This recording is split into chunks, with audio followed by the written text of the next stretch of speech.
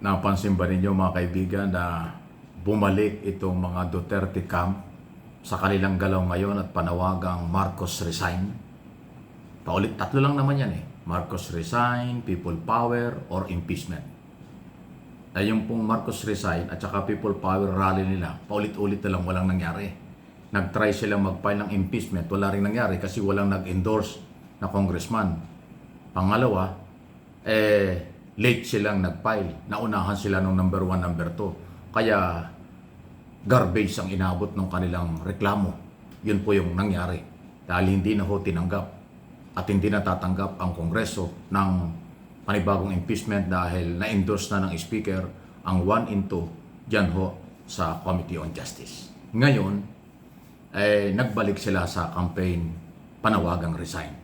Nagrally sa Cebu, resign Marcos ang sigaw, ng iba doon. Ngayon, noong isang araw ay nag-motorcade dito sa ilang lugar sa Metro Manila. Ang sigaw ay Marcos resign pa rin. So, pabalik-balik na lang. Alam po ninyo kung, yun naman ay karapatan nila, yan po ay ginagawa nila, bahala sila.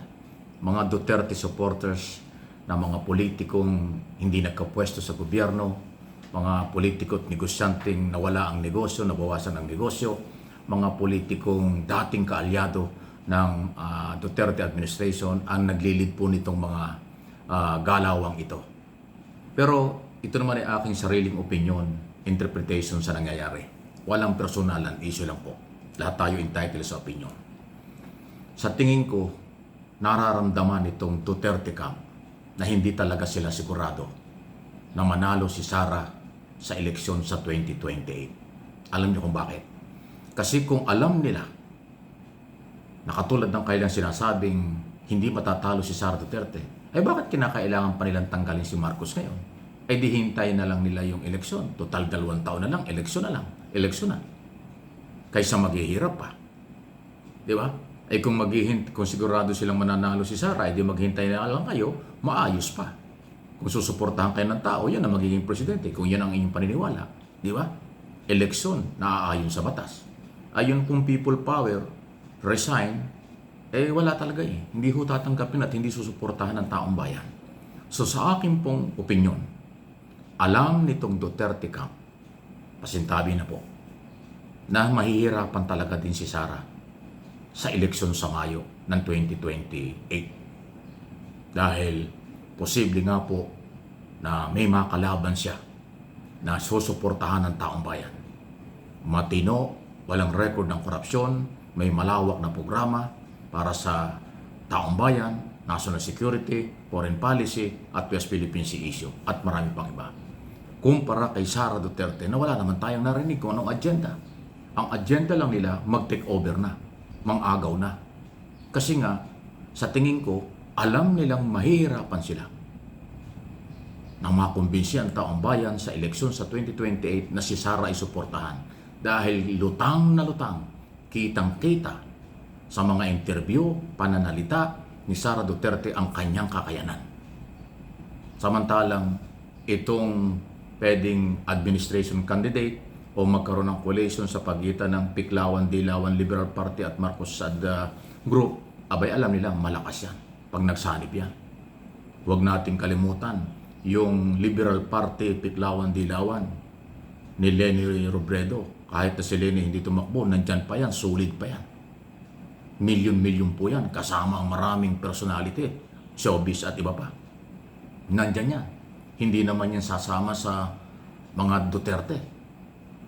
At ngayon, posible ngang sumama pa sa kung sino mang kandidato ng administrasyon or pag-isahin na lang yung kandidato. Pag nagkaisa po ang Piklawan-Dilawan at Marcos supporters, Marcos administration sa kanilang kandidato, talagang mahihirapan si Sara. At ayaw man aminin, puro saywar, puro pambubudol na ginagawa ngayon ng mga Duterte camp na laging pinalulutang sila na ang mananalo. Sila ang mataas ang survey, ay kalokohan yan. Wala pang nangyari na yung mga survey na lumalabas number 1, number 2 ay nakakatotoo after election. Wala. Sa Senado, na ilang beses na patunayan yan. Yung mga number 1 sa mga survey pagdating ng eleksyon, number 4, number 5 pa eh. Hindi nagiging number 1. Sa presidential, ganon din po. Di ba? Bihirang-bihira yan.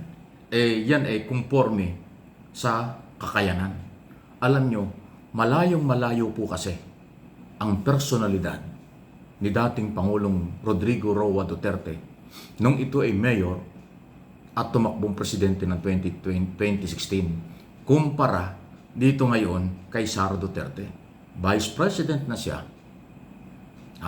Kung ikukumpara nyo sa diskarte at kaalaman, malayong malayo si Sara doon sa tatay niya. Si Duterte, yung matandang Duterte, may karisma sa tao, sa masa. Kaya siya'y nanalo noong 2016. Si Sara ho, walang karisma. Wala. Kasi iba yung style niya. Tapos pagdating sa pananalita, pagdating sa talino at pagsagot sa media, malayong malayo siya. Talagang dabaw at dahig ang pag-ita ng mag-ama sa kakayanan, pagkatao, at karisma sa tao. Talagang ganun kalayo. Davao, Philippines, at dahig ICC sa Netherlands. Ganun kalayo ang aking pagkukumpara.